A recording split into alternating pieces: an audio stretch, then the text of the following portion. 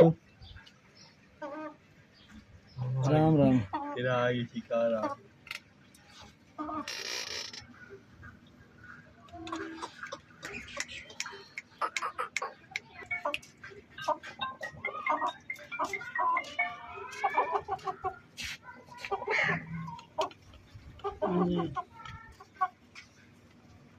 बोलो बैठ जाइया।